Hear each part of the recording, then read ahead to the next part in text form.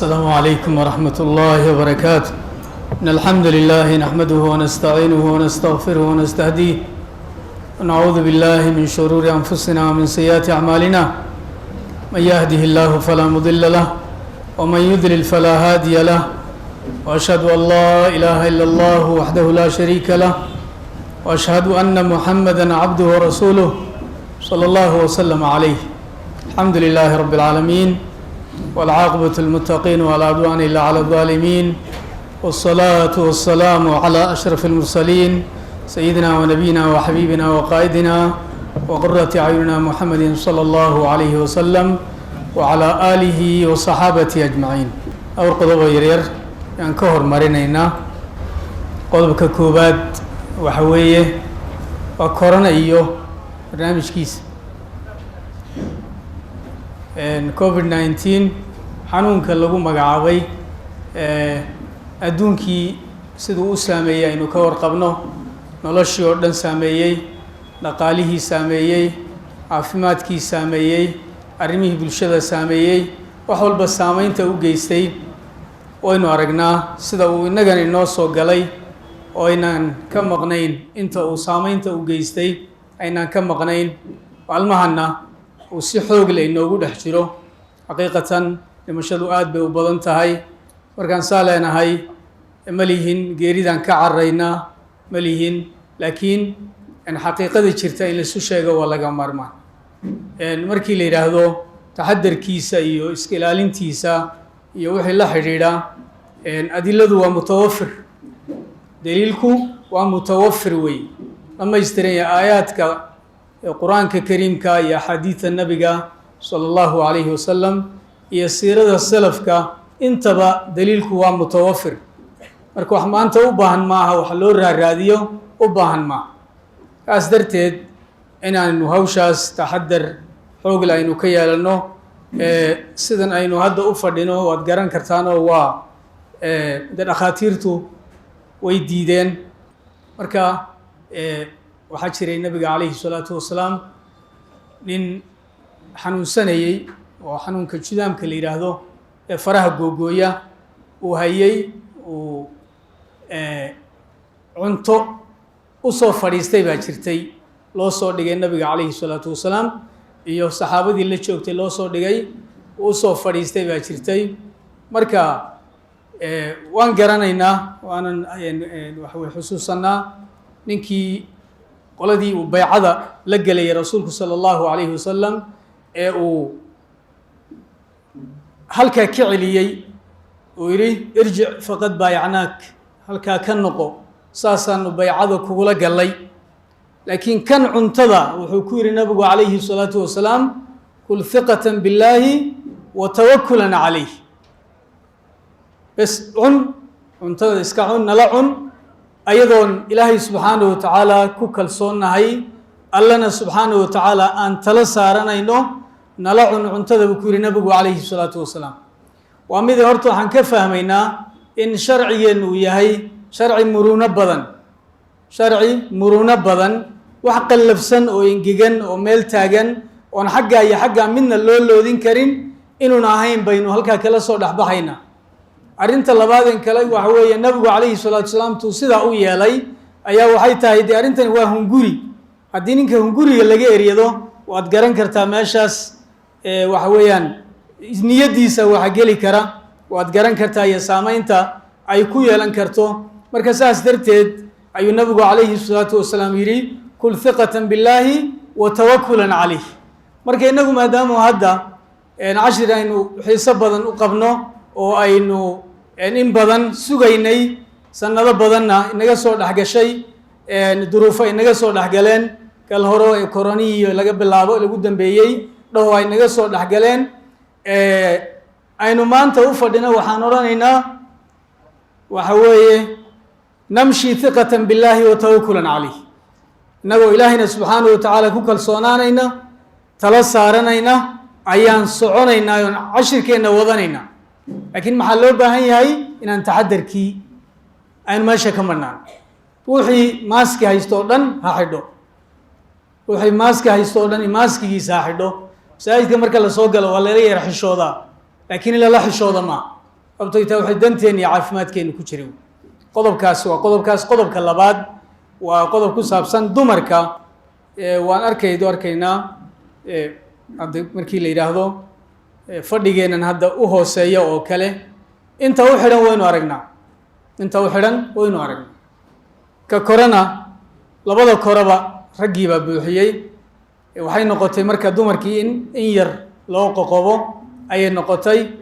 ma waxaan idhaahnaa iyaga halka isdhigay mise xaqoodii islaamka uu siiyey baynu u dhammaystiraa un siinaa taas kolley in lagu baraarugsanaado waa laga maarmaan cashirkana looma kala badnaa dumarkiiyo raggu ma kala badna inta rag timaada in ku dhadhowo dumaraa timaada walaa shaka ilaahina subxaana wa tacaala wuxuu isku daba xidhay ina almuslimiina walmuslimaati والمؤمنين والمؤمنات والقانتين والقانتات والصادقين والصادقات والصائمين والصائمات والخاشعين والخاشعات والمتصدقين والكاكود وسكو دبا خيري ربي سبحانه وتعالى رجيا دمركي waxay ka dhigan tahay wax alla wuxuu u baahan yahay ruuxa raggii ayaa ruuxa dumarkiina u baahan yahay iimaanka u baahan tahay iimaankiisa inuu korisay u baahan tahay sida u baahan yahay inuu iimaankiisa koriyo cilmiga rajulku u baahan yahay ayay gabadhu inay faa'iidaysato kororsato ay u baahan tahay nabiguna calayhi salaatu wasalaam wuxuu noo sheegay laa tamnacuu imaa allahi masaajid allahi dumarkaas addoonta ilaahaya masaajidda ilaahay ha u diidina markii ay fitno iyo dhibaato ay jirto looga yaabayo dumarka inay dhibaato ka soo gaadho inay masaajidka yimaadaan looga yaabayo waynu garanaynaayo waxa weeye fadliga salaadooda ta guriga ay ka fadli badan tahay waynu garanaynaa laakiin markii ayna dhibaatada iyo fitantaasi ayna jirin waxa weeye inta uu ninku u baahan yahay ba u baahan tahay marka hawsha insha allah waan ku baraarugsanaano bal waxa weeye intooda ayaynaan ku jiirjiirin albaabkooda iyo barandahooda iyo intaas aan u dayno haddana aan guddigu iyagaa eegi doono qiimayn ku samayn doona in miyay u baahan yihiin in loo sii yarfidiyo mise guddigaa dib u eegi doona hawshaas masaajidka hawl u taallo weeye guddiga masaajidka iyo maamulkiisa u taallo weeye inagu laakiin waxaanu ku leenahay inaan ku baraarujino oon dareensiino xaaladda taalla qodobka saddexaad waa qodobka ku saabsan markaynu usoo noqonno saxaabada taynan kitaabka toos aynaan uga hadlin saxaabadu ridwaanullaahi calayhim de kitaabkan suwarun min xayaati saxaabati baa la yidhaha suwarun min xayaati saxaaba xayaatu saxaaba lama yidhaahdo xayaatu saxaaba waa kitaab kale oo mustaqil oo sidiisa u madax bannaan kitaab dakhmi oo weyn weeye laakiin kan suwarun min xayaati saxaabati baa la yidhaha kitaabkani wuxuu ka kooban yahay 2 jus buu ka kooban yahay oo iska soo daba baxay yuu ka kooban yahay marka hore kitaabku si ajzaa ayuu u soo baxay 8 jus isagoo ah yuu soo baxay markii dambe waxay noqotay in hal kitaab la isugu geeyo ayaa loo sii tatwiiriyey haddana juskii labaad oo kan waa dhowr iyo 60 saxaabi ilaa 65 saxaabi meelaha weeye kaa kalena waa dhowr iyo 40 saxaabi weeye marka taqriiban 105 meelahaas saxaabi ayaa la isugu geeyey marka waxaynu u baranayno muddo ay noogu dambeysay waxaan xusuustaa markii aan ka soo wareegnay masjidka jaamica taariikhda yani barnaamijkan aynu hadda mawsimiga ah jaamica markii laga soo wareegay masaajidkana loo soo wareegay marka soo wareegitaankii u horeeyey baa kitaabkan lagu akhriyay dusha sare isagoo oo dabaqa koowaaduna uu jiro ayaa lagu akhriyey waagaasaa noogu dambeysay waxa weeye de xilligaa ciddii naqlisay iyo ciddii masaajidada ka naqlisayba kitaabku muunan socod la-ayne wuu socday uno dad badan baa akhristay dad badan ayaa naqliyey bilowgii u horeeyeyna kitaab masaajidkan waxa weye masjidu bilaal oo la yidhaahdo baradhada la yidhaahdo ayaan aftixii u horeeyey suwar laga akriyo ama siiro laga akriyo magaalada jigjiga yaa u horeysay halkaasaynu yaan ku akrinay marka maxaan saxaabada siiradooda u baranaynaa hadafkaan ka leenahay maxay tahay adaaftu way iska fara badan tahay adaaftu way badan tahay hadafka koowaad waxa weeye inaan waa saxaabadii nabiga calayhi salaatu wasalaam waa dadkii ilaahay u doortay inay rasuulka moxamed sala allahu calayhi wasalam ay saxaabada u noqdaan uu rabbi u doortay wey arrin ma aha ku timid si sudfa arrin ku timid maaha waa arrin ilaahay subxaanahu watacaala qadarkiisa sal rasmiya ku leh weeye inay saxaabatu waxa rasuul sala allahu calayhi wasalam ay nebi maxamed saxaabadiisa noqdaan siduu ilaahay u doortay nebiyullaahi moxamed inuu rasuulka ilaahay noqdo ayuu ugu dooray rabbi subxaanahu wa tacaala saxaabaduna inay noqdaan saxaabata rasuulillaahi sala allahu calayhi wasalam inay noqdaan kuwii inoo soo dhaxlay alculamaau warahatu lambiyaa kuwii nebi maxamed sala allahu calayhi wasalam inoo soo dhaxlay inay noqdaan saxaabadu waa kuwa ilaahay subxaanahu wa tacaala u doortay waa kuwa fadliga weyn inagu leh ee maanta 14 qarni kadib inuu islaamkii shaqaynayo islaamkeennu inuu shaqaynayo oo uu saameyn weyn bulshada ku leeyahay oo dhallinyaradii iyo magaranaysaa da-yartii ay masaajidda ku soo xaroodeen ee fadliga weyn kuwa kulihii waa saxaabada ridwaanullaahi calayhim waayo waxaan quudanaynaa waxaynu ku soconnaa waa midhahoodii weeyaan innagu waxaan nahay midhihii asxaabta nebi maxamed sala allahu calayhi wasalam yaan nahay jiilan bacda jiil ayay diintii iyadoo naasica oo nadiifa oo siday ku soo degtay siday rasuulka calayhi salaatu wasalaam ugu soo degtay hadday yahay qur-aanka iyo hadduu yahay xadiidka ay labaduba inoo soo gaadhay marka ma aha dad hawshooda la dhayalsan karo oo la sahashan karo ma aha waa dad u baahan inaan madaxana ku qaadanno had iyo goor aynu ka dhiganno wardi aan ka dhiganno waa kuwa loo baahanya inaynu ugu dhowaano ilaahay subxaanahu wa tacaala aan ugu dhowaano jacaylkooda aan alla ugu dhowaano loo baahan yahay weyaan markaan ilaahay inaan ina jeclaado aan rabno waxaan ugu dhowaanaynaa jacaylka rabbi subxaanahu wa tacaala innagoo saxaabada xaqay leeyihiin siinayna yaan ugu dhowaanayna waxaa kuu soo raaca duulaanka lagu qaaday saxaabada duulaanka lagu qaaday waa duulaan lagu qaaday diinta islaamka wey waxa weeye taargetka waxaa looga dhigtay waxaa loo socdaa waa diinta islaamka ayaa la taarget gareynayaa markii ay suuragal noqon weyday in nebi maxamed sala allahu calayhi wasalam shaksiyaddiisa ee dhibaato la gaadhsiiyo oo ay dadka ka dhaadhacdo in nebi maxamed shaksiyaddiisa duulaanka lagu hayo iyo dagaalka lagu hayo ay qalbigeenna saamayso markay suurtagal noqon weyday waxaa la mustahdafsaday oo cabdullaahi ibnu sabac magaranaysaa uu mustahdafsaday oo uu taargetgareeyey saxaabada rasuulka ridwaanullaahi calayhim si waxa weeye sideedaba waxa laga marakacayo markhaatiga laga yahay waxa uu buraa marka maragu buro ayuu buraa xujadu waxay burtaa marka marageedu buro ayuu buraa marka qur-aanka inuu buro oo wixii maragga laga ahaa asxaabta maragga ka aheena xadiidka nabiga calayhi salaatu wasalaam laynooga soo wariyey inuu buro waxaa la weeraray asxaabta ridwaanullaahi calayhim iyada oo ay yidhaahdeen beenta ay u sameeyeen ay yidhaahdeen 4 mooye ama 3 mooye se u dhan yihiin saxaabadii rasuulku naartay wada galeen ay yidhaahdeen walciyaadu billah kaburat kalimatan takhruju min afwaahihim in yaquuluun ila kadiban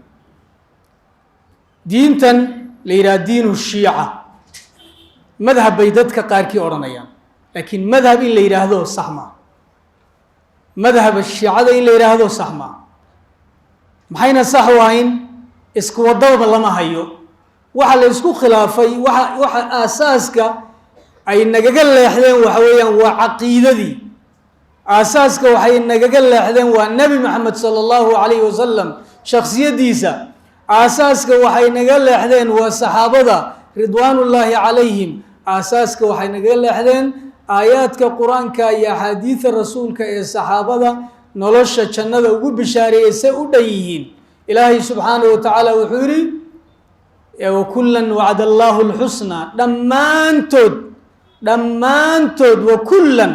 markuu ka soo hadlay rabbi subxaanahu wa tacaala muhaajiriinta ee laga soo hadlay ansaar ayaa waxaa laga hadlay oo ilaahay subxaanahu wa tacala u yihi wakullan wacda allahu lxusnaa dhammaantood biduuni istithnaa ilaahay wuxuu ugu ballan qaaday alxusnaa janno ugu ballan qaaday markaasaa waxay yidhaahdeen saxaabadii nebi maxamed kulligood way gaaloobeen ilaa 4 ama 3 mooyaane markaas yidhaha miqdaad iyo abidar iyo salmaan iyo naxaas tolo miqdaad iyo abidar xaggee lagaga soo daray salmaan garanaya waa nin farisi u dhashay oo isaga qabyaalad baa looga soo reebay maadaama reer farisu yahay kan isaga aan jannada geynaa la yidhi xaggee baa tolo abidar iyo ninka la yidhaahdo iyo miqdaad iyo raggaas xaggee lagaga soo daray oo iyaga jannada lagu geeyo lagaga reebay saxaabadii naarta la geeyay xaggee lagaga soo reebay tolo marka waxay tahayba kow waxaan u baahannahay inaan baranno si diibliya aan u baranno shiica waxay tahay inaan baranno maantana waajib bay nagu tahay cilmiga isaga inaan faafino shiica waxay tahay in dadka la baro oo la faafiyo xalaqaadka masaajidda lagu aqriyo kutubta lagu qoray in masaajidada lagu aqriyo oo laga akhristo waxa weeyaan kutubta laga akhristo oo laga daalacdo oo la barta wacyiin waajib bay nagu tahay sababtooy tahay maa laa yatimu alwaajibu ilaa bihi fahuwa waajib qaacidada fiqiga waxa weeye ayaa waxay leedahay shayga sidiisaba waajibka ah haddaanu hirgelaynin ilaa waxyaala uu ku xidhan yahay mooyaane waxa uu ku xidhan yahay o dhan baa waajib noqonaya marka maanta diinteenna inaan difaacno ay waajib weeye marka inaan diinteenna difaacno waajibnimadeeda waxaa ka dhalanaya inaan barano waxay shiica tahay iyagaaba iskeen baraya oo waddooyinka taagan oo leh abubakar iyo cumar laba wadaadoo laangaaba bay ahaayeen hebel iyo hebel sidan ay ahaayeen kani kan uu ahaa iyagaaban la gabanaynin kow inagu waynu dadaalaynaa waanan iska baranaynaa si fiican baan isaga baranaynaa si aan uga hortagno si aan tallaal fiican uga qaadanno dhalinteenna tallaal fiican aan uga siino si ayna saamayn inoogu yeelanin waad aragtay maanta fikirkii soo duulaaba in unbaad arkaysaa qaadatay in unbaad arkaysaa la socoto oo waddo oo faafinaysa iyagoon haba yaraatee cilmi u lahayn oo ma garanaysaa laakiin aasaasku waa jahli wey marka ahdaaf dee badan bay leedahay waxa weeye in hunguri lagu rabo in cabsi ay dadka qaarkii gelisay marka hore ay gelisay in hunguri loo bandhigay oo safaarado ay u shaqaynayaan siday barnaamijkani oo u faafi lahaa marka saas darteed ayaa maa laa yatimu lwaajib illaa bihi fa waajib daraaddeed baa waajib inagu ah inaan baranno shiica waxay tahay inaan baranno welibana sida ugu wanaagsan ee shiico waxay tahay loo baran karo kanaal la yidhaha kanaal waxaa jira la yidhaha alwisaal kanaal la yidhaha alwisaal baa jira kanaalkaas wuxuu ka soo galaa qeybta carabiga ayuu ka soo galaa barnaamijyadiisa in si fiican loogu taxnaado wuxuu kashifayaa uu bannaanka soo dhigayaa waxay tahay iyo waxay guddo iyo waxay gasho ayuu bannaanka soo dhigaya barnaamij la yidhaha alrasti walmutaabaca oo uu kaga hadlayo qoladaasi sida ay in badan oo ka mid yihi ay kufri bannaanka usoo dhigteen in badan oo ka mid yihi sida ay ma garanaysaa wax caqiidadii islaamka garab marsan ay u buunbuuninayaan cimaamado waaweyn intay duubteen ay ummadda dagaalka ay diinta ugula jiraan yuu bannaanka soo dhigaya xaqiiqatan iyagoo dhowr iyo 20 kanaal leh haddana kanaalkaas keliya ayaa meelay ka galaan ay leeyihin kanaal la yidhaha safa jira say ay wisaal uga cabaadaan safa ugama cabaadaan say wisaal uga cabaadaan kanaalka kale safa ugama cabaadaan sababtooy tahay barnaamijkiisu waa barnaamij dhammaystiran oo mutakaamila oo culimo waaweyn oo mutakhasisiina oo qaybaha kala duwan ee shiicada ka hadla dooda la sameeya arrastim walmutaabaca waxa weeye waxyaalaha ay maxfaladooda iyo ma garanaysaa masaajidada iyagu leeyihiin casharada ay bixiyaan iyo muxaadarooyinkoy jeediyaan waxyaalahay kaga hadlaan kuwa mucamimiinta la yidhaah ay kaga hadlaan ayaa siduu yahay loo soo gudbiyaa loo soo dhigaa markaasa la saasuu yidhi markaasaa raddigeedii oo xadiida ama qur-aan ayaa lasoo dhigaa marka in kanaalkaas si fiican loogu taxnaado waa laga maarmaan qodobka labaad waxa weeye ku saabsan arrinta waxaan joognaa dhul dowladle baan joognaa waxaan ka sugaynaa dowladdu arrintan inay tallaabo nooga qaado ayaan ka sugaynaa sababtoy tahay wixii kicin bulshadan in la kiciyo oo dareenkeeda la taabto shucuurkeeda la taabto muqadasaadkeeda in lagu xadgudbaayo waa jariimo wey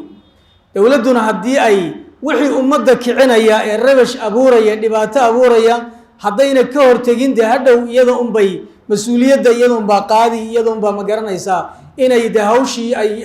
ay mas-uuliyaddeeda qaadato ayay noqonaysaa haddii laakiin ay taasi dhici weydo oo arrintaas iyadaa la waayo kolba kii suuqa lagu feedhaba intii la geeye la yidhi la xidho waxaa imanaysa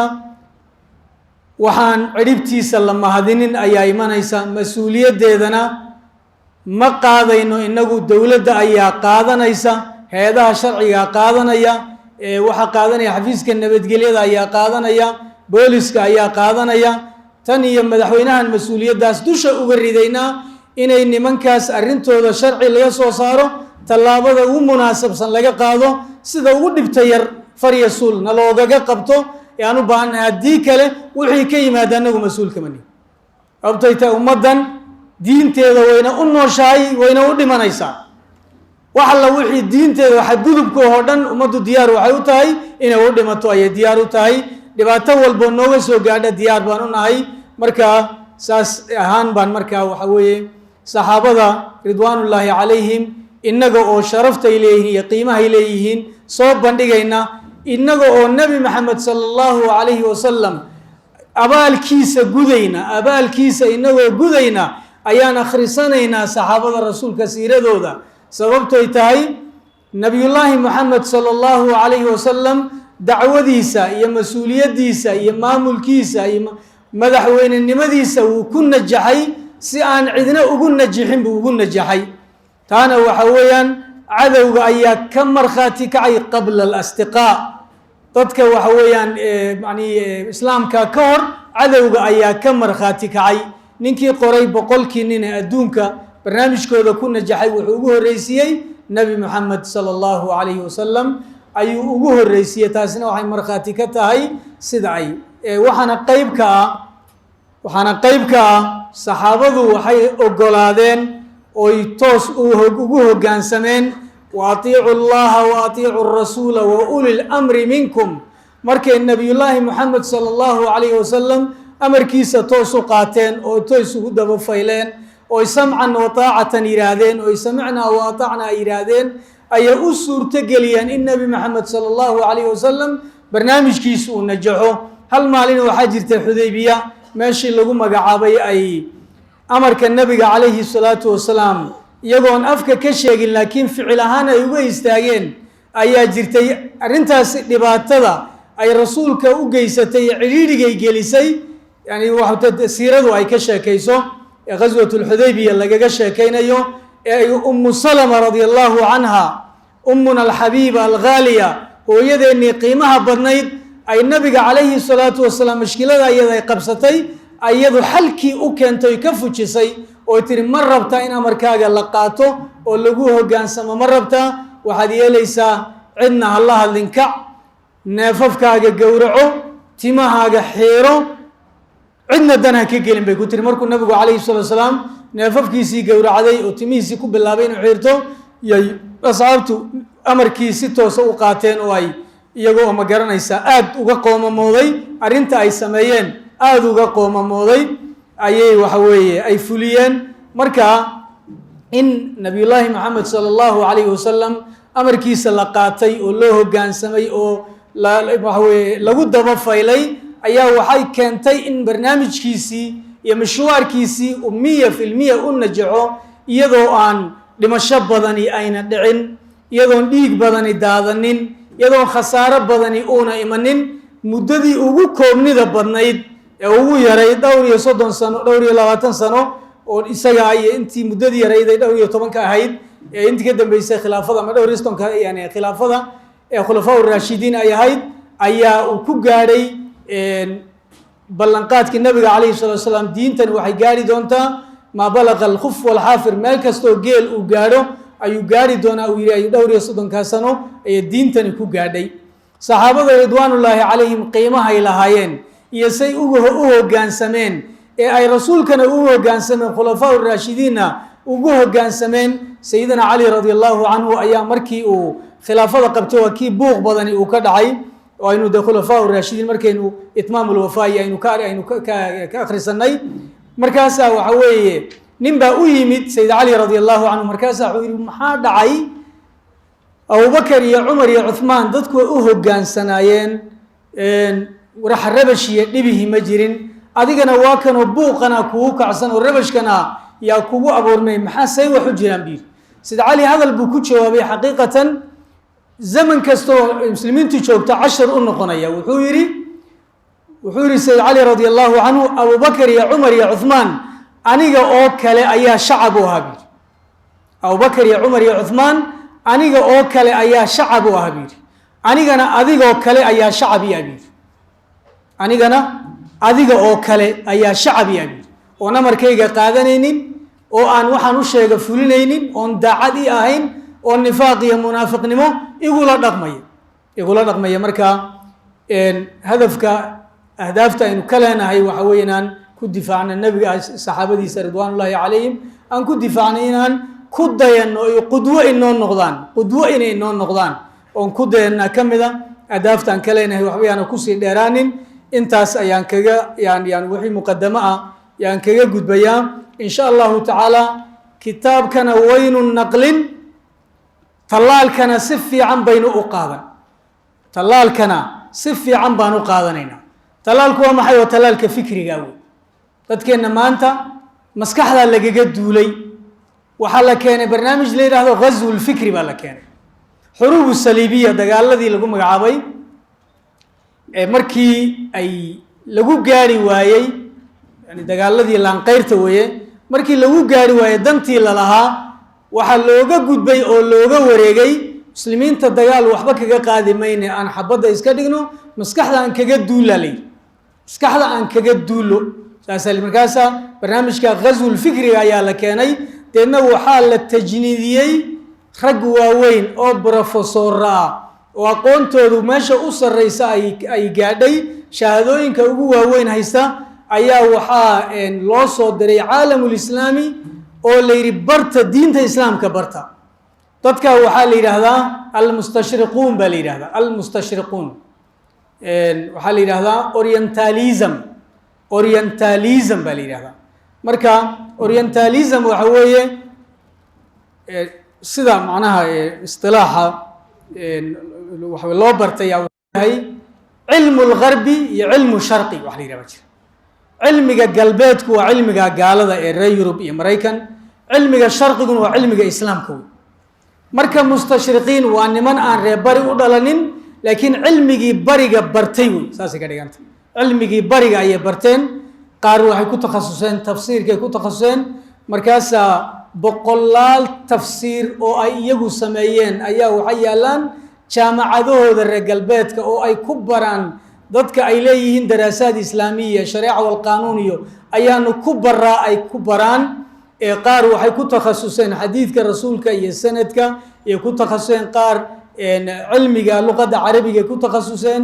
qaarba waxay ku takhasuseen dhinac bay u kaceen qaar fiqiga ayay ku takhasuseen ujeeddaduna waxa weeye si inta ummadda diinteeda la barto deedna shubhooyin loo samayn lahaa shubhadaa markaa ummadda loogu sii dayn lahaa aayado daba go-an oo xaggan iyo xaggan ka go-an oo laleeyahay waatan ilaahay baa sidan leh laleeyahay deedna qofkii dhalinyaradahaa uu wareero si marka taasi aynu uga baxno uga badbaadno waxaan u baahannahay tallaalkaa inaan qaadanno tallaalkana waxaan ku qaadanaynaa inaan si fiican diinta islaamka aan u baranno barnaamijkan ramadaankuna tallaalkii qeyb ka mid ahun weeye in qolo waxaa jirta iskuulley la yidhaahdo oo tolla-aana iskuulleyda qolada la yidhahdo qolo tolla-aana wey dadka wax bartaay ee diinta barta iyaga maaha iyaga waxaan ku mashquulinay iskuul baan ku mashquulinay waalidkii wuxuu ku daba taagay inuu iskuulkaas wuxuu leeyahay brifadkii ma tagtay iskuulkii ma tegay telefoonkaa dhowda haya warwarkaa kow kaaga siiya waalid haddaad tahay waxaad ka warwarsan tahay keliya kol hadduu qur-aan ka dhammeeyo wixii ka dambeeya waa iskuulkan wey waa iskuulka ilaa uu jaamacad ka baxo markaasaa nin walba uu garhka salaaxaya meelaha fadhi ku dirirkuu leeyahay intaasaani jaamacad iiga qalin jabisay buu leeyahay intaas aniga jaamacad iiga qalin jabisay arki maysid dhigaagu maqlina maayaan mid ku faanayo le ani ilmahaygii baa diinta ii bartay leh sababtoo tahay waa wax lala gabado wey taasi wax lala gabado oo tii unbay imtidaadkeedii socdaa xeraha raacayay baroortii ahayd xeraha raacayay imtidaadkeedii unbaa magaaladana soo galay oo socda marka mar hadday xeraha raacayay ay tahay arrinta ma garanaysaa asalkeennoo ay tahay kaa marka waxa weeye isagu masaajidka ku hadhay waa saaqid wey kaa diinta baranaya waa saaqid wey waa midka axwaalaysan weeye laakiin falilaahi alxamdu walminna waxay noo soo baxday dhallinyaro dhammaystiran oo labadii dhinacba ka dhisan oo insha allahu tacaala waalidka iyo iskuullaydaba tusaale u noqon doonta in ay suuragal tahay in iskuulkana itqaan laga gaadho kutubtana itqaan laga gaadho in la noqdo labadii shahaadaba ruuxaysta labadii shahaadaba anoo jaamacadna ka soo baxay xaggan kalena waxa weeye kutubtii meel fiican ka gaadhay waxa weye dhallinyaro noocaasa inoo joogta oo inoo soo socota inoo soo baxaysa jaamacadaha inoo gaadhay jaamacadaha inooga soo baxaysa qur-aankii wada xafidsan oo waxa weeyaan ardaydii jaamacadaha qur-aanka u dhigaysa masaajidii inoo tukinaysa haddana dhakhtar ah haddana injineera haddana waxa weeyaan fiildiyadii jaamacaddu lahayd ama waxbarashada noloshu ay lahayd oo dhan wada leh ayaa inoo soo socda insha allahu kuwaasaan ku dayasho uga dhigi doonaa waalidkuna bal ha soo jeed caruurtoodii say labadiiba u wada bartaan fursadda ha sameeyaan dadka wax yaqaana waa ruuxii safiina yaqaanow masaajidka intaad ka istaagta waxaad tidhaahdaa safiinaan aqaanaaye kaale aan idin akhriyadhe hadday ahaan jirtay sheekh hebel baa la fadhiisistay iyo macallin hebel baa la qabsaday hadday ahaan jirtay war maanta tii way soo dhaaftay arrintu maanta halkaa ma taagna arrintu maanta waxay taagan tahay birmad ruux walba wuxuu haya inuu ku birmado ruux walba kii waran liihii kii aan waxba haynin inuu qaylo afka talo oo ma garanaysaa oo qayladiisa ku birmado ayay maanta taagan tahay war kii safiina yaqaanow war kii 40 yaqaanow kii 100 xadiid yaqaanow halla xishoonine ardayda iskuulka iyo masaajidka ku tukata xaafadaha jaarka masaajidka la intaad ururso waxaad tiraa kaaleen waxaan bare ilaahay baan idinku dhaariyey fadhiga laga kaco fadhi ma jooge fadhiga laga kaco waxaynu ka bilaabaynaa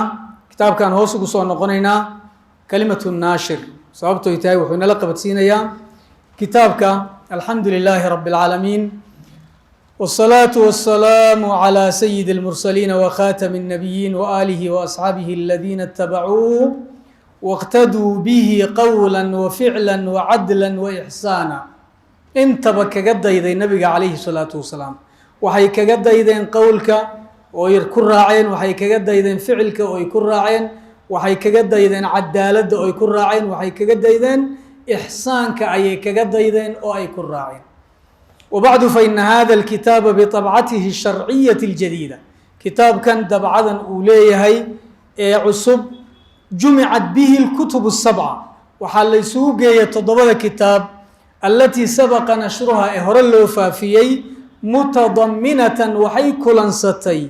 إضافات زيادين وحلال قدري وتنقيحات إيه فتانو تركها المؤلف رحمه الله مؤلف كدكتور عبد الرحمن رأفت الباشا الله نحرسه انتهى وكتجي مضافا إليها الكتاب الثامن وحال وصي دري هذانا كتاب سديداد من تلك السلسلة يسوي تضبو كدنتي والذي ينشر المرة الأولى كأمرك سديد كتاب سديد جزء كلن صدي مركي هو الرئيس الله نشرين يوي بكوري كما عملنا وحكلون كشقيني على إحلال صور جديدة للصحابة waxaanu soo dejinay sawirro cusub oo saxaabada maxalla maa sabaqa nashruhu intii macnaha hore loo faafiyey meesheeda oo min asaxaabiyaati baa iyaguna jira saxaabiyaat suwarun min xayaati saxaabiyaat ba isna jira bacda an afradna lahunna kitaab mustaqil kadib markaan kitaab madax bannaan gaar uga dhignay yaxmilu isma suwarin min xayaati saxaabiyaat magacaasuu xambaarsan yahay وطبعا قبلود أنت إن سوق قاعدي كوا دم بيمن دونا ولا جاي عبين إنه يمدان ناشركنا سنة هاي وويلشي سويان ويلشا وشيخ والدكتور كده وياه وقد أكرمنا الله عز وجل إلهي وحنا كرامي بإصدار المجلد الثاني من هذا الكتاب مجلد كلا بعد باسنا صوبحي والذي جمعت فيه 6 كتب اسمه والليح جزء ضم كل كتاب منها مجموعة جديدة كتاب كستوحو كل صدي مجموعة عصب من صحابة الرسول الأكرم صلى الله عليه وسلم لم يسبق نشرها أون هور الوفافنين ورقيا من قبل يضع معناها هارد كوبي ورقيا مركل ليه هاي وهارد كوبي وده سوفت كوبي كمبيوتر كشري على راسه ورقيا هارد كوبي هنا الوفافنين ونزولا عند رغبة القراء الكرام تذكر أخريا شعيل كودي الربيتان كود أنه معناها أوه جان سمينا الحقنا بعد هذه الكلمة كلمة وحان راعيني تعريفا موجزا قيحتان قابا بصاحب الكتاب رحمه الله أن مؤلف كهذا الليل ولا يفوتنا وحان يدن النسيجين أن ننبه القارئ الكريم إن أنكبر رجل نقفك قارئ إلى أننا أصحاب الحق الوحيدون لنشر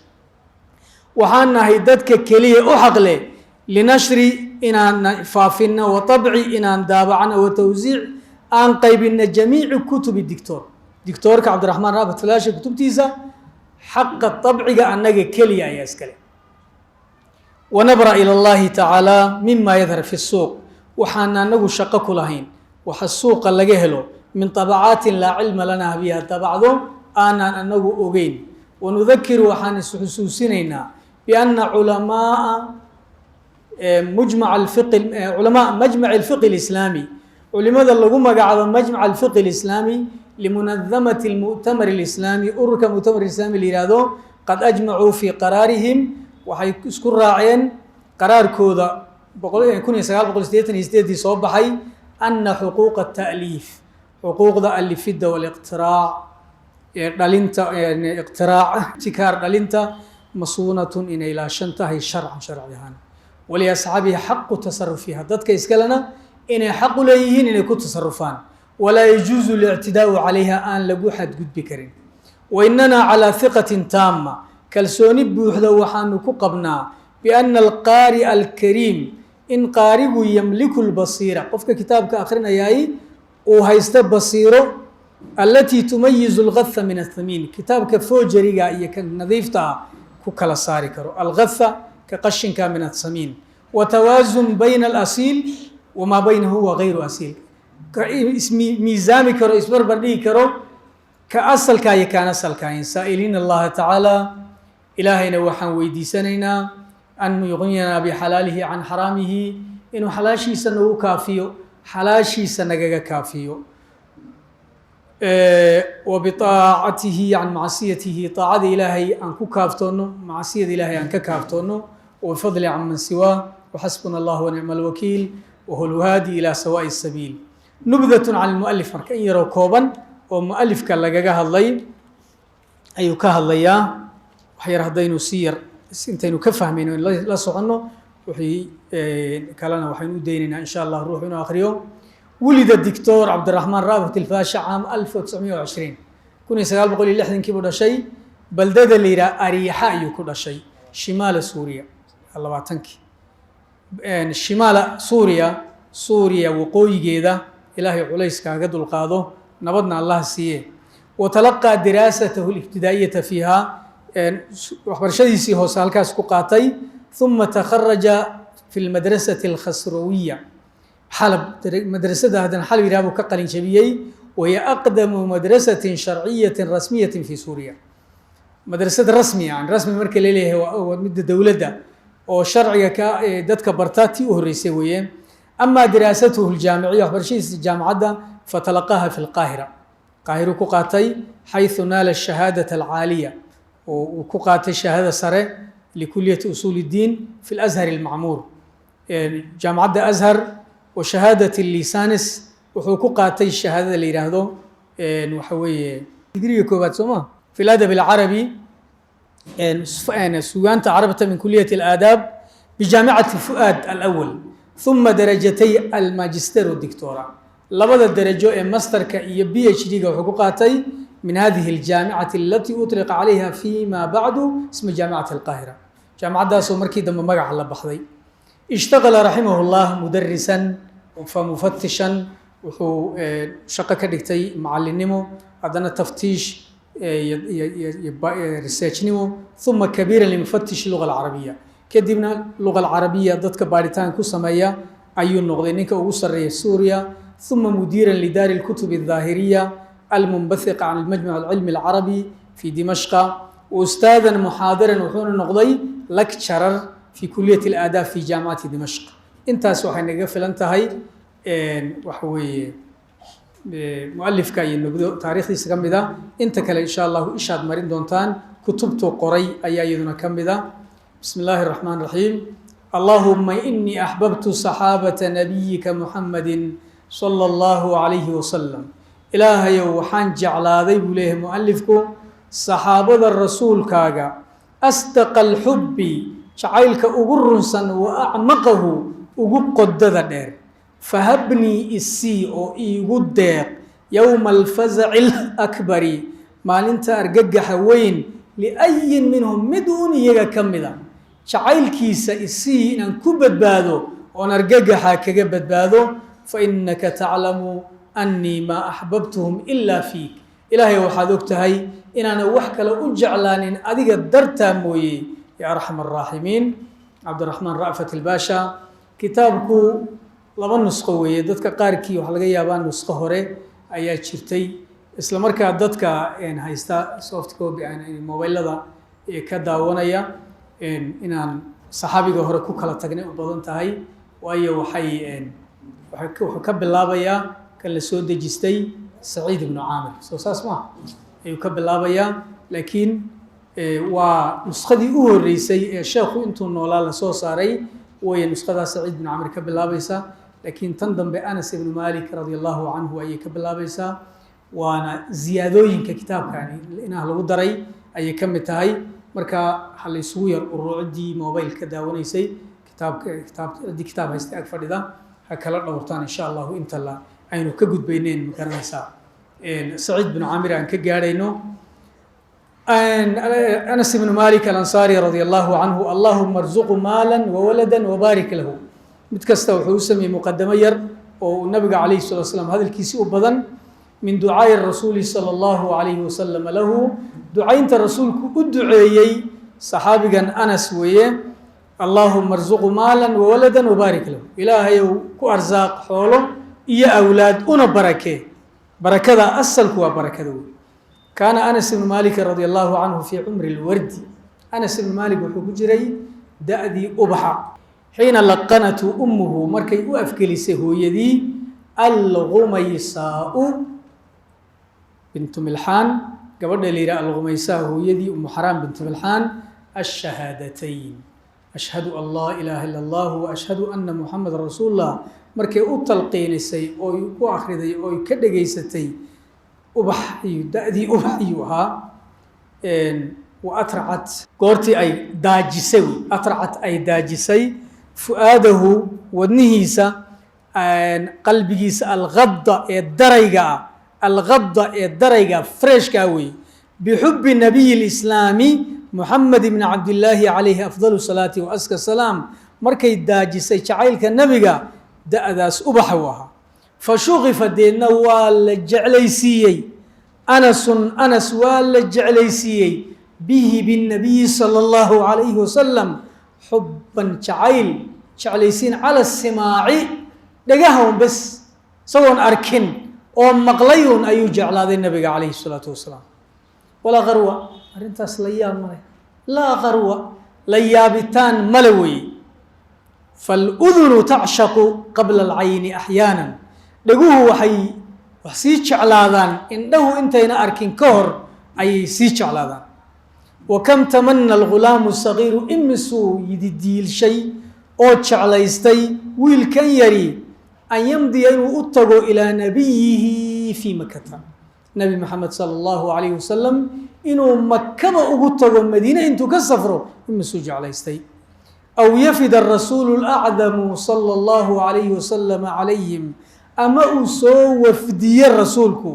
fii yathriba madiina uu ku soo wafdiyo liyascada biru'yaahu si uu anas yascada ugu liibaano biru'yaahu aragtida nebi moxamed sala allahu calayhi wasalam wayahna'a uu ugu raaxaysto tahniyadaysto biluqyaahu la kulanka nabiga calayhi salaatu wasalaam ugu raaxaysto ugu tahniyadaysto ugu farxo lam yamdi ma tegin calaa daalika yididiilada anas tawiilu waqti badanba mayna sii qaadanin xataa saraa ilaa ay dhex qaaday fii yathriba madiine dhexdeeda almaxduudati madiinada nasiibka badan xataa saraa ilaa ay dhex qaaday fii yathriba madiinada almaxduudati ee nasiibka badan almaqbuutati ee kamashada leh magaalada in la kanta ay tahay waxaa dhex qaaday ana nabiya salawaatu اllahi wasalaamuhu calayhi in rasuulka iyo wa saaxibahu asidiiqu saaxiibkiisa sidiiq abubakar fii طariiqihimaa ilayha inay waddada ku soo jiraan oy madiine usoo socdaan yaa dhex qaaday warkeedu madiina fagamarat way camirtay albahjatu farxaddu kulla beytin guri kastay buuxisay gamarat way buuxisay alfarxatu farxaddu kulla beytin albahjatu farxaddu kulla beytin guri kastay buuxisay wamala'at waxay buuxisay alfarxatu kulla qalbin qalbi kastay buuxisay sheekhan waxaa dabeecadiisa ah inuu laba cibaaro ama laba jumlo oo ismacnaynaya jumlada hore jumlada dambe ay macnaynayso inuu isu dhigo ta hore haddaad wax ka fahmi weydo ta dambe ayaa iyadii una oo waxa weeye kelima muraadif u ah ayuu keenaya bahja waxaa muraadif u ah farxa khamaro waxaa muraadif u ah mala qalbi waxaa muraadif u ah fu'aad saas ma arkaysid watacallaqat alcuyuun indhuhu way qabsadeen walquluub quluubtuba waxay qabsadeen biariiqi waddada almaymuuni barakaysan alladii waddadaasoo yaxmilu soo xambaarsan khuta nabiyi sala allahu calayhi wasalam wa saaxibihi tallaabada iyo raadka nebi moxamed iyo saaxiibkii waddada xambaarsan ee barakaysan ayay dhammaan dadka indhahoodu ay u jeedsadeen ilaa yathriba ay ugu soo socdaan wa akhada alfityaanu waxay gudagaleen alfityaanu da'yartu ayushiicuuna way faafinayaan wey maa ishraacati kulli sabaax waa kasta berigiisa ana muxamedan qad jaa nebi moxamed baa kanoo yimid bay faafinayaan fakaana yasca ilayhi anasun maca saaciin anas marka dhalintaasuu fityaantaasu ka mid yahay yasca ilayhi u ordayey maca saaciina kuwa ordaya macooda ee min alawlaadi asigaar caryarta yaryar ah laakinahu laa yaraa shay-an haddana maanta dhan say saa usii eegayaan laa yaraa shay-an waxma arko fayacuudu wuxuu soo noqdaa ka'iiban isagoo murugaysan maxzuunan murugaysan buu soo noqdaa anas radia allahu canhu sida kuwa kaleba ay la midka ah ay yihiin wa fii daati sabaaxin arooraha ka mida shadiyi landaa'i jawigeedu udgoon badan yahay wey andaa waa jawiga shadiyina waa udgoonka wey nadiiri ruwaa'i muuqaalkeedu iftiimaya wey nadiir waa iftiinkii arruwaana waa muuqaalkii shadiyi landaa'i jawigeedu udgoon subax jawigiisu udgoon badan yahay nadiiri ruwaa'i muuqaalkiisii araggiisu iftiin badan yahay subaxaas ayaa hatafa waxaa dhawaaqay rijaalun rag baa dhawaaqay fii yathriba madiine gudaheeda ina muxammadan wa saaxibahu in nebi moxamed iyo saaxiibkii khadawaa kaana ay ahaadeen qariibayni min almadiina kuwa soo dhowaaday madiina soo gelideeda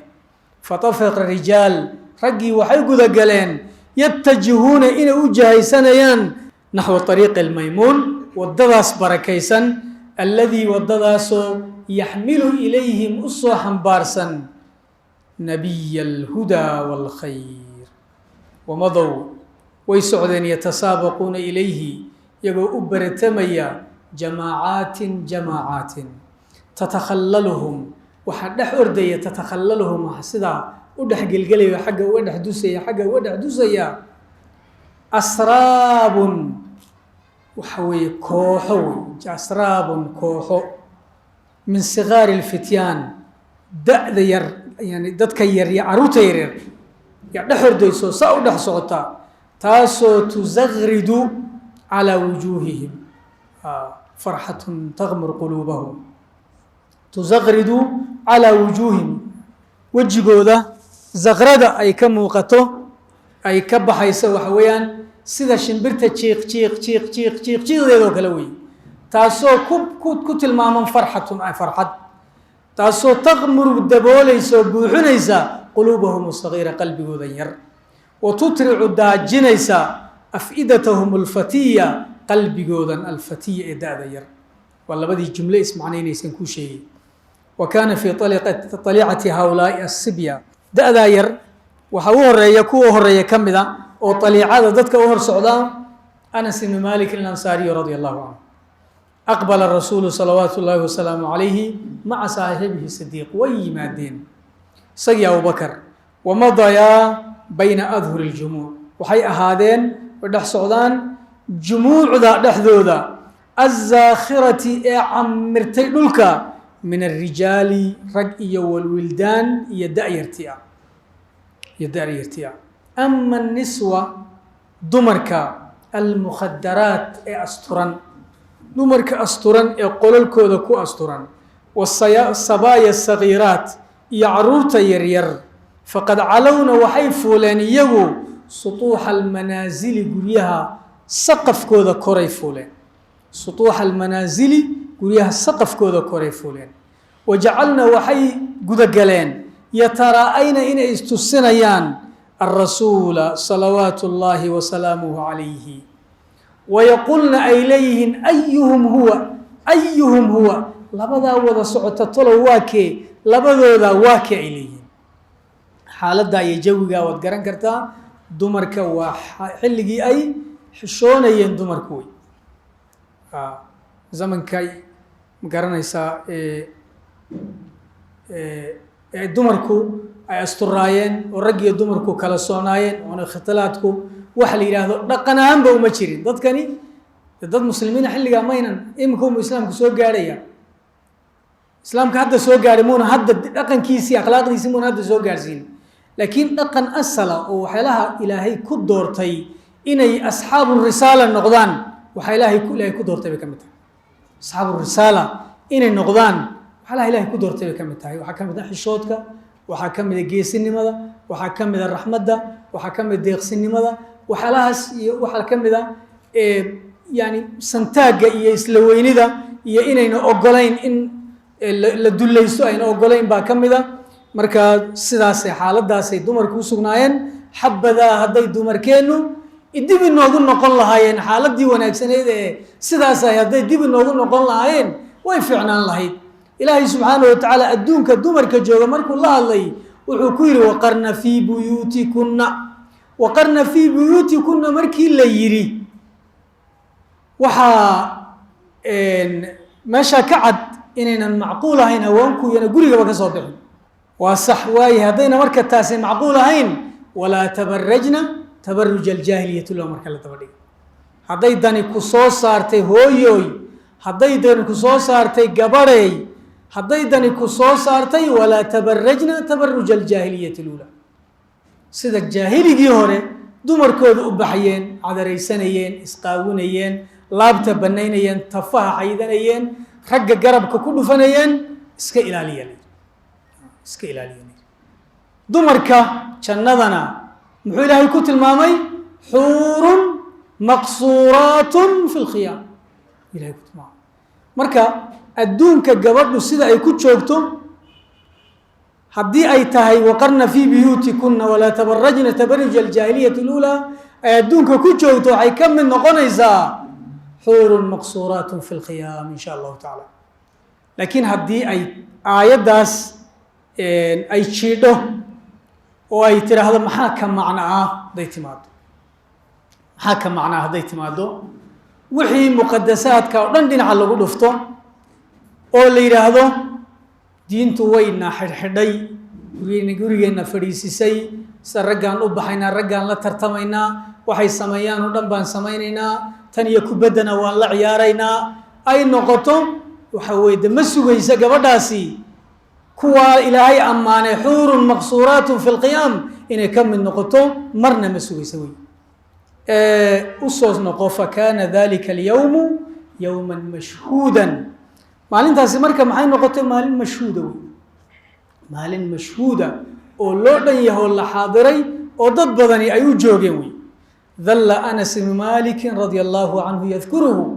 anas ibnu maalik wuxuu ahaaday inuu xusuusan yahay maalinta xataa nayafa cala almi'ati min cumrihi ilaa uu boqol jirkiisii niyaf dhaafay wey niyaf yani dhowr boqol jirkiisii ilaa uu dhowr dhaafay ayuu xusuusnaa maalinta iyada maa kaada uma dhowaana rasuulu lkariim sala allahu calayhi wasalam yastaqiru inuu ku xasilay bilmadiinati magaalada madiina xataa jaaءat ilaa u timid alqumaysaau bintu milxaan ama umu xaraam bintu milxaan radia allahu tacaala canha umu anasin anas hooyadii wa kaana macaha gulaamuha sagiir way u keentay rasuulka way u timid rasuulka iyadoo la socdo wiilkeeda yari wayasca bayna yadayha hor ordayo ilmo yari waad garan kartaa firfircoonidiisa uu hor ordayo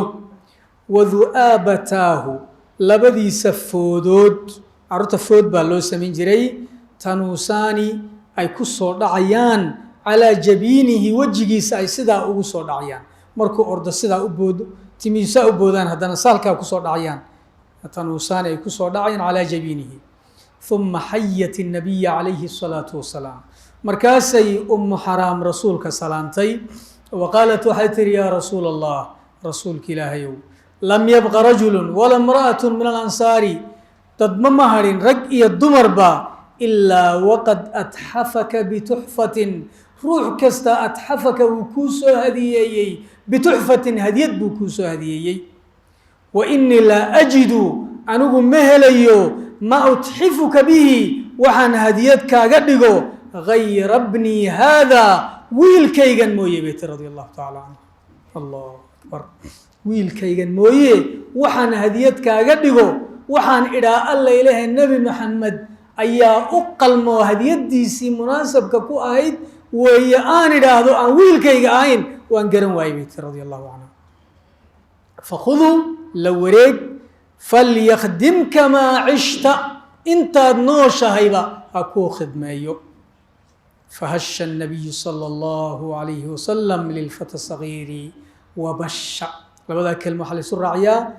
marka la tilmaamayo farxadda iyo soo dhoweynta yani wuu soo dhoweeyey wuu isu furfuray qalbigiiyo qaalibkaba uu u furay nebi moxamed salى اllahu عalayhi wasalam lilfata sagiir wiilkan da-yartaa u furfuray wamasaxa ra'sahu madaxa ayuu ka u salaaxay biyadihi shariifa gacantiisa sharafta leh ayuu madaxa wiilka ku salaaxay ayaan badanaa nasiib badanaa ninka jidhkiisa nebi maxamed sala allahu calayhi wasalam gacantiisu taabatay wamasa du'aabatahu foodiisa ayuu ku taabtay bianaamilihi farihiisa faraha xubnaha la yidhaha anaamilka annadiyati udgoonka badan ashadiya xagga hore kusoo martay annadiyana waatan kitaabka dhexdiisa in badan bay soo noqnoqon kelimaadkaasiyna ku wareerinin mid walba halkeeda ku xidh bianaamilihi nadiya farihiisa udgoonka badan buu ku taabtay wadamahu ilaa ahlihi deedna reerkiisoo ku soo darsaday nabigu sala allahu calayhi wasalam anas kaana anas ibnu maalikin aw unaysun anas wuxuu noqday ama unays kamaa kaanuu yunaaduunahu sidii ay ugu yeedhi jireen tadliilan iyagoo tusinaya dareensiinaya jacayl tadliilku waa jacayl weyaan tadliilku waa jacayl markii ruuxa qaab loo jecel yahay oo kale loogu yeedho jecel yahay oo kale loogu yeedho hadda hooyooyinka soomaalida waxaa ilmahooda inay jecel yihiin waxaa lagu garan jiray caruurteeda waxa u bixin cali yare faarax yare yuusuf yare wada yare wey eraas marka waxaa weeye jacaylkay hooyada mani ilmaha u hayso ayay ku tilmaamaysaa markaasa waxaa arkaysaa ruux weyn oo yarihii un weli sii wata intuu cirro yeeshay hebel yaro un weli la yidhaahdo aa arkaysaa oo hooyada tadliil baa la yidhaha marka asa tadliil baa la yidhaha marka tadliilan ba anas radia allahu canhu ayaa unays loo yidhi unays fi lcaashirati min cumrihi xilligaa wuxuu ahaa 10 jir yowma sacida maalintuu nasiibka u yeeshay bikhidmati الnabiyi salawaatu اllahi wasalaamuh calayh wadalla wuxuu ahaaday yaciishu inuu ku nool yahay fii kanafihi asturka rasuulka wa ricaayatii ilaalinta rasuulka ilaa an laxiqa الnabiyu اlkariimu salى اllahu calayhi wasalam ilaa rasuulku haleelay birafiiqi اlaclaa jamaca sare ee jannada maca الnabiyiin wالsidiiqiin wالshuhadaa wالsaalixiin ilaa kuwa rasuulku ka haleelay ayuu wuxuu ka mid noqday qoyska nebiga fakaanat waxay noqotay muddatu suxbatihi lahu muddadii uu rasuulka saxaabi u ahaa 10 sanawaatin kaamilaatin 10 sano dhammaystiran nahala fiiha uu cabbay dhamay fiiha fii hadihi اlmudda 10kaa sano dhexdooda nahala uu cabbay min hadyihi sunnaha nabiga calayhi الsalaatu wasalaam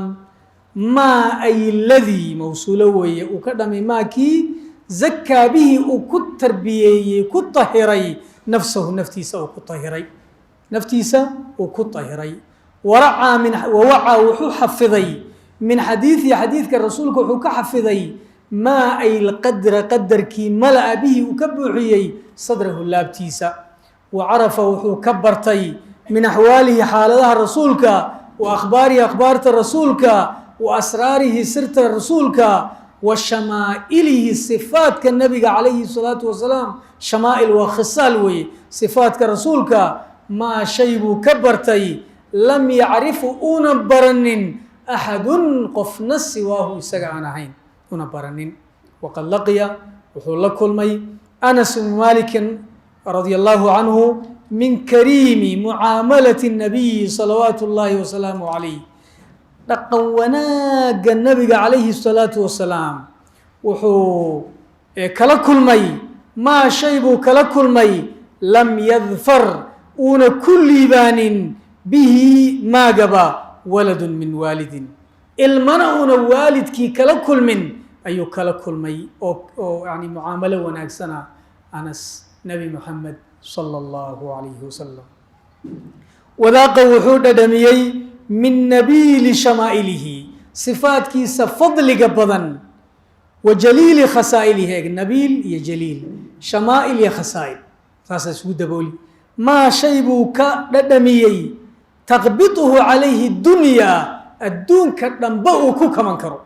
maa shay buu ka dhadhamiyey taqbiduhu calayhi dunyaa adduunka dhanba uu ku kaman karo falnatruk lianasin alxadiid marka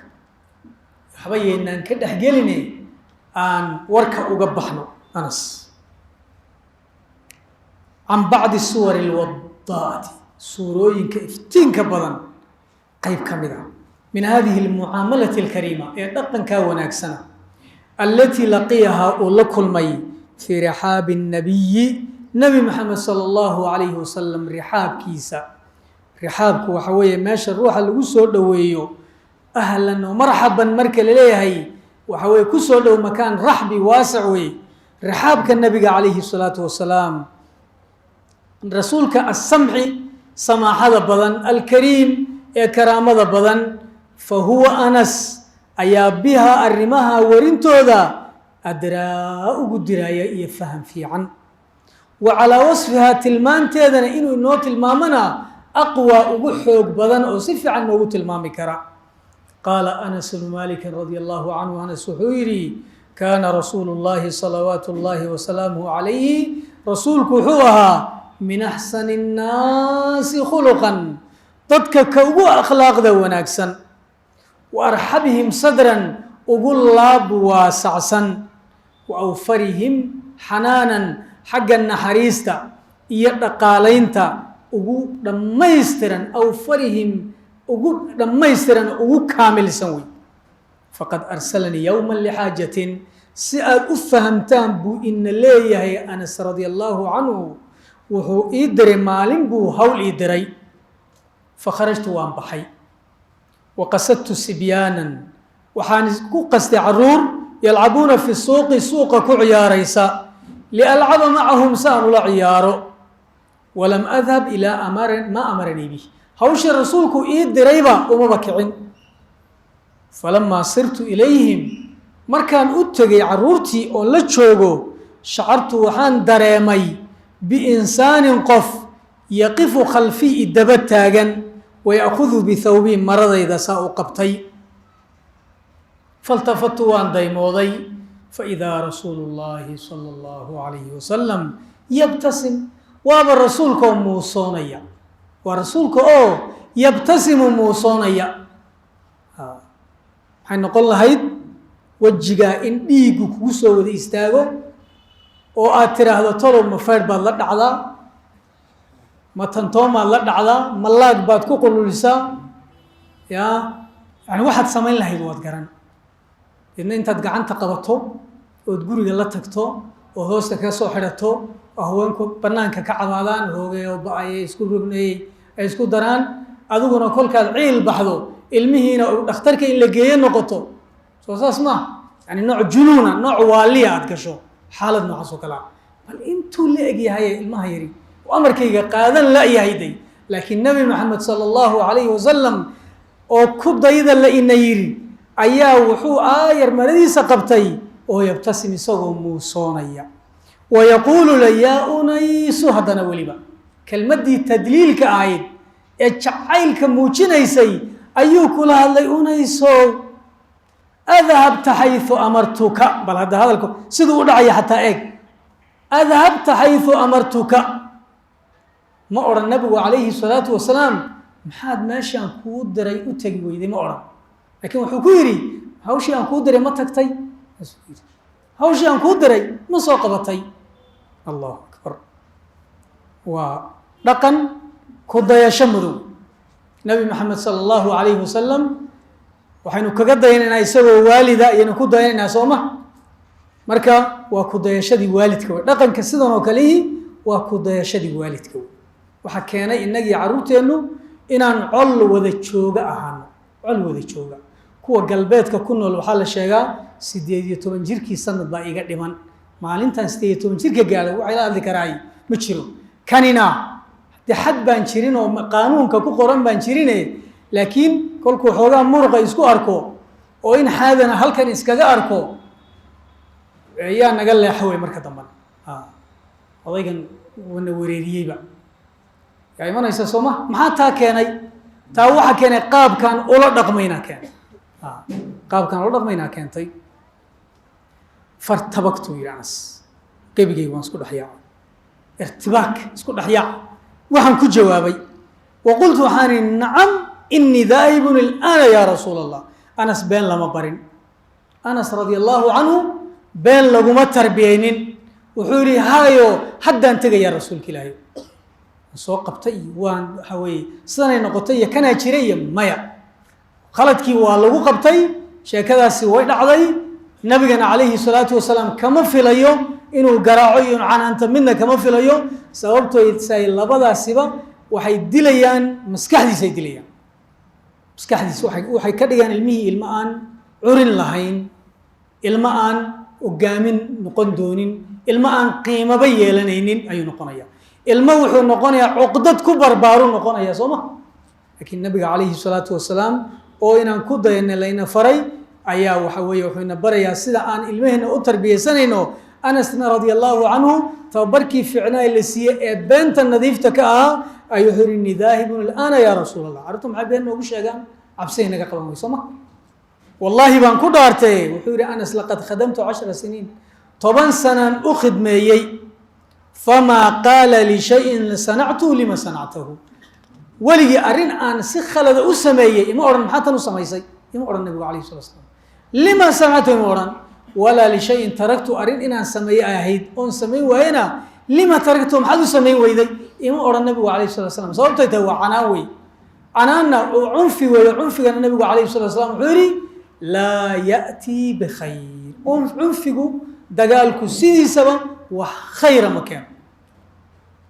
maa kaana alrifqu fii shayin ilaa zaanahu wamaa nuzica can shayin ilaa shaanah wuxuu yihi nabigu calayhi salaatu wasalaam isagoo caaisha oo zawjadiisa ah tarbiyeynaya oo rifqiga ku tarbiyeynaya wuxuu ku yidhi rifqiga wixii lagula dhaqmaa wuu qurux badnaadaa wixii rifqigu dhimrinta iyo wanaagga wixii rifqiga laga fogeeyo cunfi iyo dagaal laga dhigana ilaa shaanahu wuu foolxumaadaa buu ku yidhi nabigu calayhi salaatu wasalaam marka taas weeye ta Anas bin Maalik lagu tarbiyeeyey cashirkeennu saacad buu leeyahay saacaddiisii baynu gaadhnay marka waa iska muqadamadii dheerayd baa waqtiga naga qaadatay insha Allah waxaan ku deelanay laba saxaabi inaynu qaadano insha Allah taala wallahu subhanahu wa ta'ala a'lam